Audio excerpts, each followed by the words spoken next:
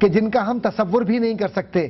زندگی میں بھی مشکلات اٹھائی ہیں اور میرا خیال ہے کہ مرنے کے بعد بھی ان کی روح کو ہم لوگ بہت تکلیف دے رہے ہیں کیونکہ ہم ان سے انصاف نہیں کر پا رہے. آج حضرت علامہ اقبال رحمۃ اللہ تعالی علیہ کے متعلق وہ بات میں کہے بنا نہیں رہ سکتا، کیونکہ علامہ صاحب بظاہر وہ سنت نبوی ان کی نہیں تھی، یعنی داڑھی نہیں تھی ان کی، تو بڑی مشکل تھی ان کے لیے یہ بات کہ وہ ایک طرف عشق کی بات کر رہے تھے نبی کریم صلی اللہ علیہ وسلم کی، اور دوسری جانب سنت نبی صلی اللہ علیہ وسلم کا معاملہ.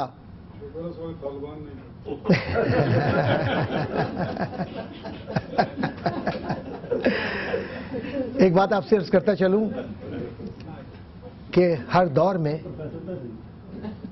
میں انسان کو انسان نے ہی روندا ہے، اور ہر دور میں اقبال خداگہی کی علامت بن کے ابھرا ہے، اور ہر دور میں فرعون اپنی طاقت لے کے ابھرا ہے، لیکن زندہ اقبال ہی رہتا ہے، فرعون مٹ جاتا ہے. علامہ اقبال رحمۃ اللہ تعالی علیہ سے یہ سوال کیا گیا، اور سوال کیوں کیا گیا کہ ایک 15 روزہ اخبار تھا، اس نے علامہ اقبال کے خلاف بہت بڑا مضمون لکھا لاہور میں، اور مضمون لکھنے کے بعد اس کی تشہیر ہوئی بہت زیادہ. اخبار کے لیے تو یہ کہا جاتا ہے کہ خرد کا نام جنوں رکھ دیا، جنوں کا خرد، جو چاہے آپ کا حسن کرشمہ ساز کرے. اب حسن کرشمہ ساز یہ ہوا کہ علامہ اقبال کے خلاف ماحول بن گیا، اور ماحول یہ کہ اقبال رحمۃ اللہ علیہ کے پاس پیسہ بھی ہے ظاہر میں، حالانکہ پیسہ نہیں تھا، اصل یہ کہ پیسہ نہیں تھا، اور اس پر بھی کتابیں ہیں موجود.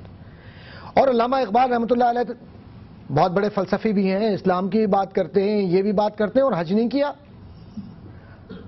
ہمارے ہاں تو ہم ظاہر پر جاتے ہیں نا زیادہ، ہم ظاہر پر زیادہ جاتے ہیں، بدنصیبی یہ ہے، ہم باطن کو نہیں جاتے. اور اسلام کا اصول یہ ہے کہ اللہ تمہارے چہروں کو نہیں دیکھتا، تمہارے دلوں کو دیکھتا ہے. ہم نے اس کو الٹ دیا ہے، اب ہم چہروں کو دیکھنے لگے، دلوں کو نہیں دیکھنے لگے. اقبال نے دل کو دیکھا تھا، چہرے کو نہیں دیکھا تھا. یہ ہے فرق اس شخص کا اور ہمارا. اب سوال یہ ہوا کہ بھائی اگر آپ برا نہ مانیں حضرت ڈاکٹر صاحب، تو آپ سے ایک سوال میں یہ پوچھنا چاہتا ہوں کہ آپ یہ فرمائیے کہ آپ کے پاس سب کچھ ہے، آپ حج پر نہیں گئے. بڑے پیار سے کوٹیشن ریفرنس فرماتے ہیں، لگتا ہے تم نے آج کا اخبار پڑھ لیا ہے، اسی لیے تم یہ پوچھ رہے ہو. بڑی شفقت کے ساتھ فرمایا، چلیے کوئی بات نہیں، پوچھئے. اب جب آپ نے پوچھ ہی لیا ہے تو بتانا ہی ہوگا.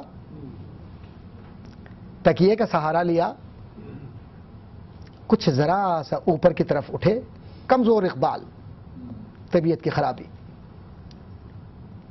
پھر ایک بار اپنے جذب کی کیفیت میں چلے گئے، فرمانے لگے کوئی بات نہیں، کوئی بات نہیں. پھر فرمایا کہ اس سوال کا جواب چند لفظوں میں بھی دیا جا سکتا ہے کہ میں تم سے یہ کہہ دوں کہ یہ نہ تھی ہماری قسمت، معاملہ ختم ہو جاتا. غالب کا مصرع اولا، یہ نہ تھی ہماری قسمت، معاملہ ختم ہو جاتا. مگر مجھے پتا ہے کہ اس سے شاید تمہاری تسلی نہ ہوگی. اب معاملہ کیا ہوا کہ تم یہ کہو گے کہ تم عاشقی کا دعویٰ کرتے ہو اور پھر تم میری تسلی بھی نہیں کرتے، تو بتاؤ مجھے معاملہ کیا ہے. آپ ہی کہیے کہ یہ انداز گفتگو کیا ہے. اب اس انداز گفتگو پر علامہ اقبال رحمۃ اللہ تعالی علیہ نوجوان سے مخاطب ہے. گفتگو کرتے ہوئے آپ فرماتے ہیں کہ اخبار والے یہ لکھتے ہیں کہ وہ سے مراد علامہ اقبال، کہ وہ عاشقی کا دعویٰ کرتا ہے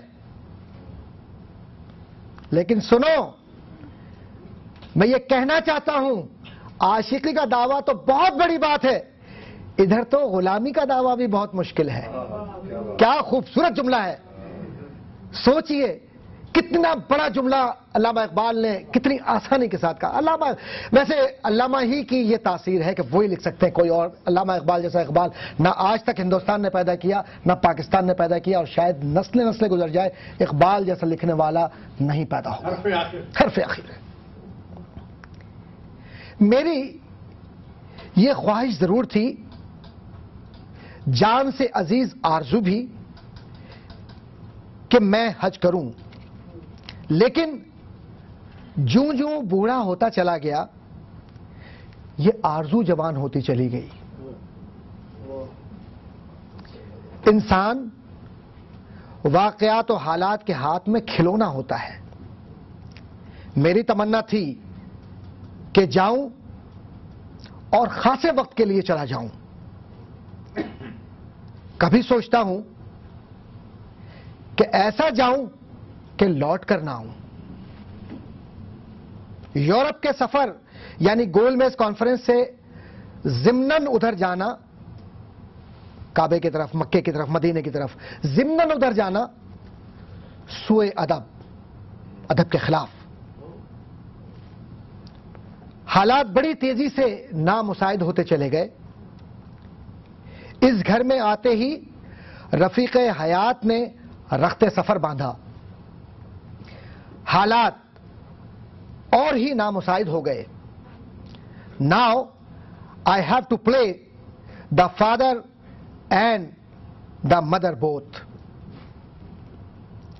دروازے کے سامنے جاوید، جیسے جاوید اقبال، جاوید اور ننھی منیرہ ان کی بیٹی، وہ دونوں کھیل رہے تھے۔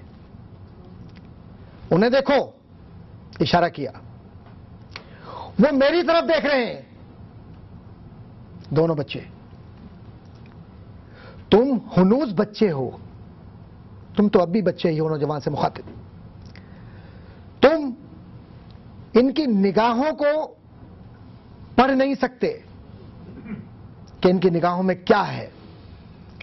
میں باپ ہوں، میں جانتا ہوں کہ ان کی نگاہوں میں کیا ہے۔ ان کی نگاہوں میں حسرت بھی ہے اور گلا و شکوہ بھی ہے کہ تم، مراد اقبال، تم صبح 4 بجے سے لے کر رات کے 10 بجے تک دنیا والوں کو مل سکتے ہو،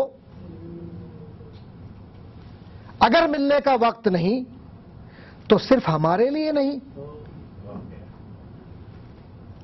اور پھر مزید ترا یہ کہ میری صحت ایک گرتی ہوئی دیوار ہے۔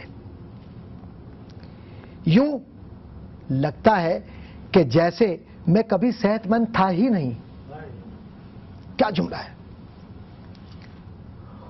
وہ آرزو تو ویسے ہی موجود ہے، مگر اے بسا آرزو۔ اور وہ خاموش ہو گئے، اور پھر اس کے بعد گہری سوچ سے نکلے علامہ اقبال رحمۃ اللہ تعالی علیہ، اور بڑی آزردگی کے ساتھ ایک جملہ کہا۔ اور کیا جملہ کیا ہے، وہ تو فارسی کا مصرع، این سعادت بزور بازو نیست۔ اور اس کے بعد خاموش ہو گئے۔ مجھے سب جواب مل گیا، اور ہم نے بھی جواب سمجھ لیا کہ علامہ اقبال رحمۃ اللہ تعالی علیہ نے کوئی خلاف اسلام عمل نہیں کیا تھا۔ حکم یہ ہے کہ جب تک تمہارے گھر والوں کی ذمہ داریاں تم پر ہیں اور تم جب تک ان کی پوری طرح سے پرورش نہ کرو یا ان کی ذمہ داریوں سے پوری طرح سے عہدہ برا نہ ہو، اس وقت تک تم حج پر نہیں جا سکتے۔